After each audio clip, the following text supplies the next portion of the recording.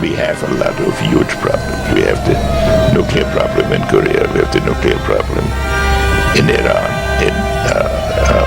We have, of course, the whole array of problems, financial issues, but they really are issues of the construction of a new world order. That's what this is about.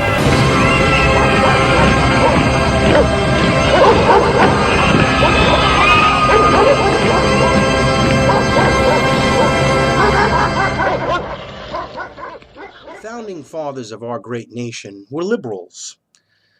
Back then, it was liberal to be against a powerful monarchy that was oppressive and despotic and throwing people in prison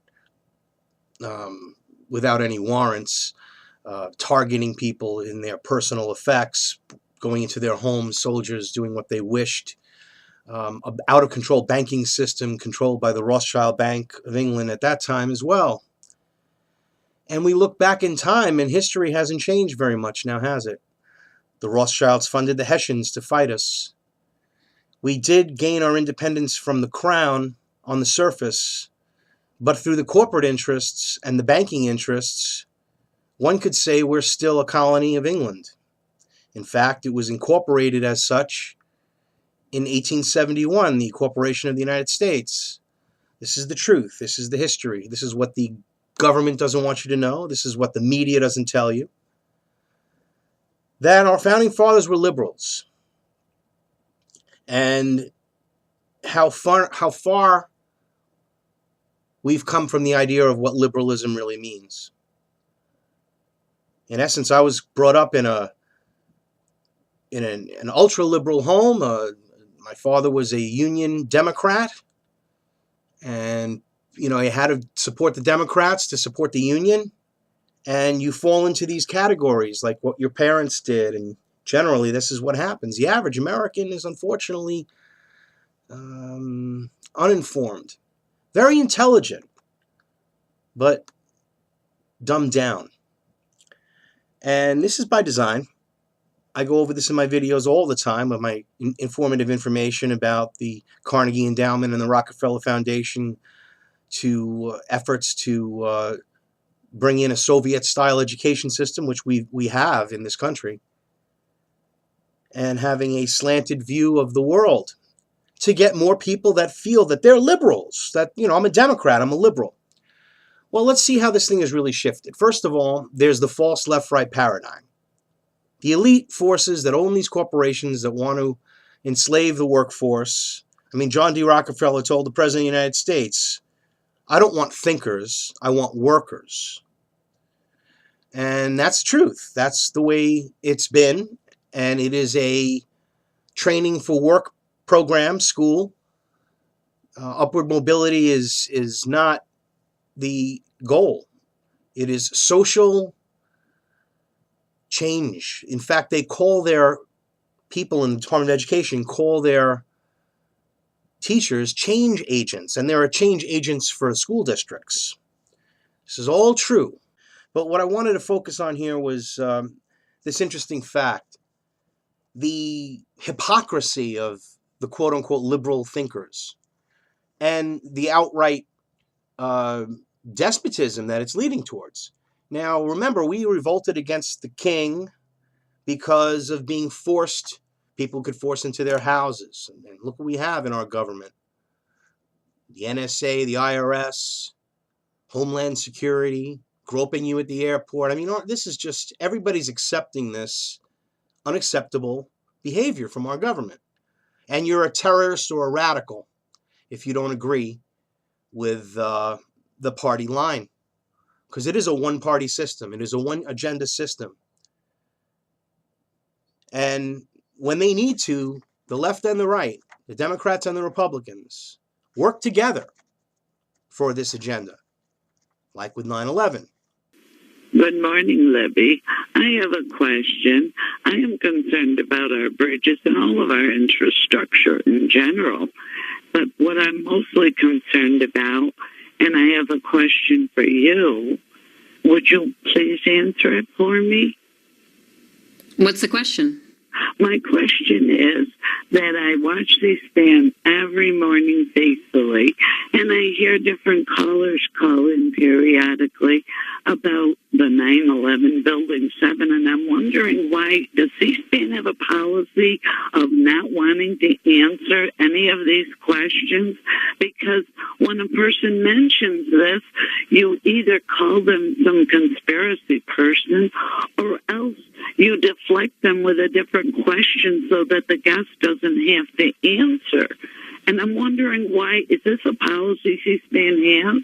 No, Pat, it's not a policy at all. And sometimes we try to stay on topic if we have someone on talking about a specific thing, but it's not a policy, and we want to invite all conversation topics. Sometimes callers call in and tell our screener they're going to talk about one thing, then they talk about something else when they get on the air. But we welcome your opinions and thoughts. Did you have any questions or comments for James Corliss this morning?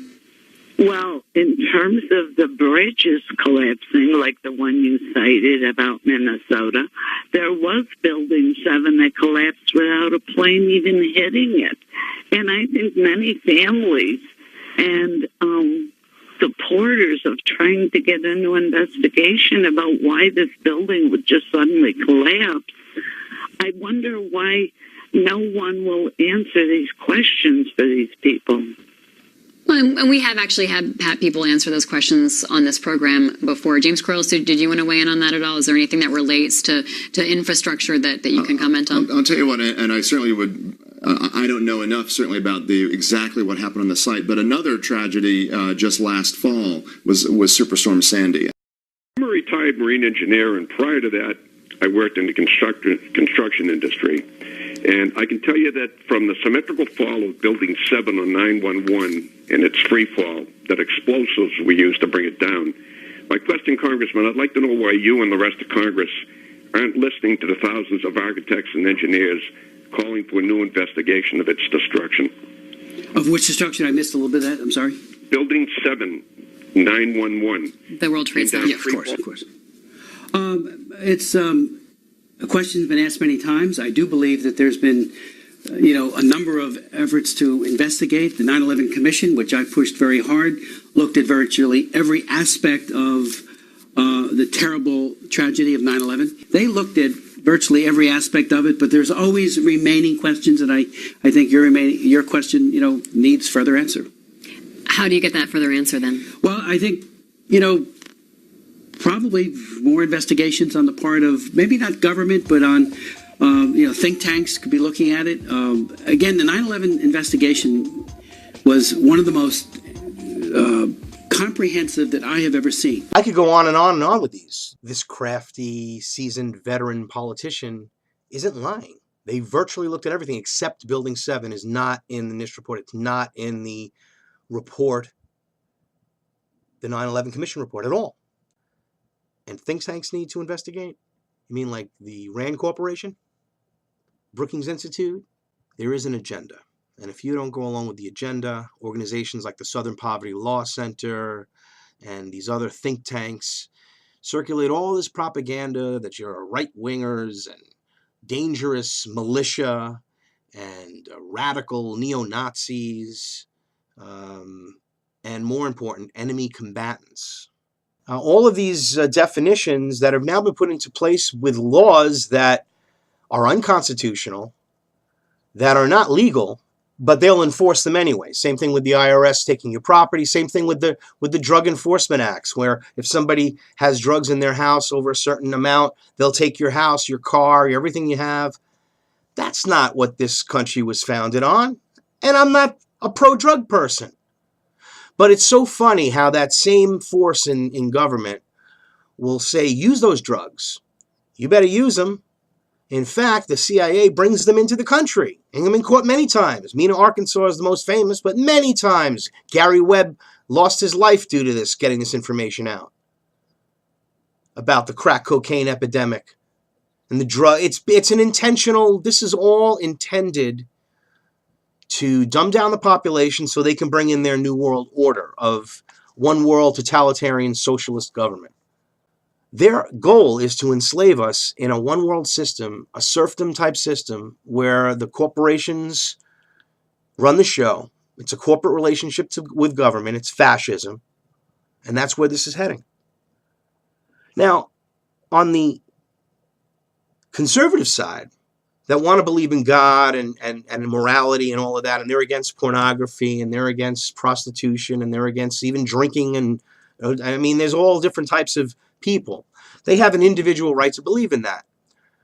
They should not infringe their rights upon the liberals who believe in all the things they want, and the liberals who want to, have abortions and, three-way sex and everything goes and nothing matters and divorce. We got to be happy. Let's get 6 divorces. Who cares about how the kids are raised?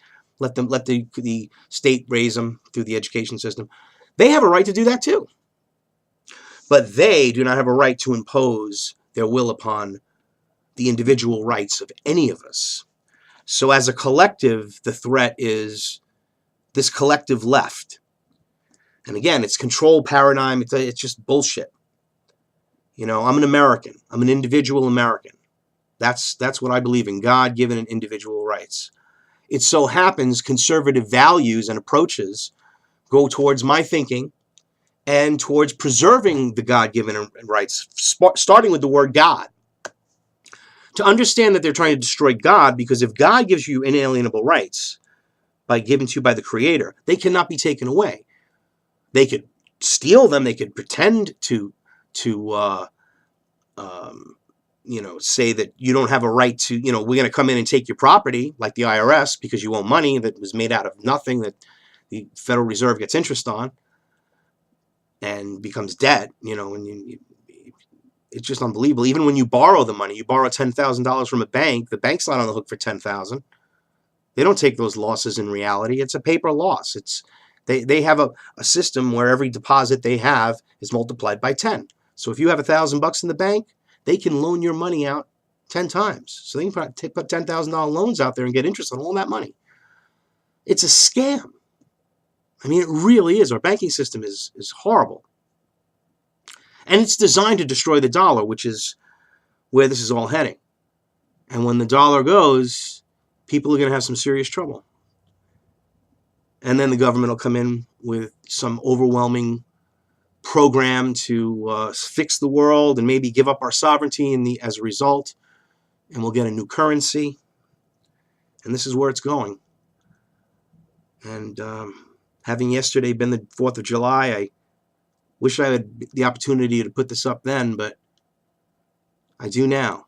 And it's July 5th, 2013, and I have a feeling these words are going to resonate in the future.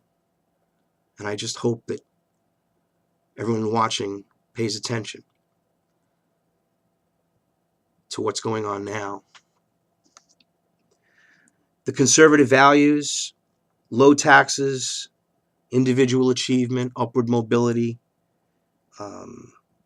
capitalism, not collectivism. You have these major corporations that were built on the capitalist system that are collectivized into monopolies to get the people to now think the control again. And who funded Karl Marx and this whole Marxist theory, socialism, but the Rothschilds themselves? That's right. Funded Karl Marx when he worked in New York as a writer. I think it was for the Tribune in the 1840s, and he wrote the Communist Manifesto in 1848, and it is verbatim the Illuminati plan that was discovered through the conspiracy of the Illuminati to crush monarchies, bring in a world government, kill religion. And wow, it's happened some 200 years later. It really has happened. And whether or not the Illuminati exists, they say it doesn't exist anymore, is not the point. There are people using the program.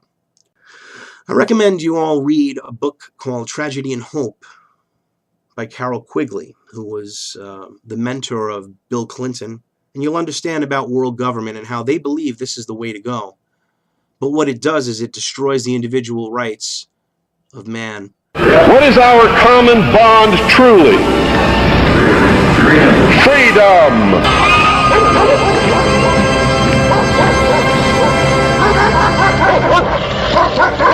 Yes.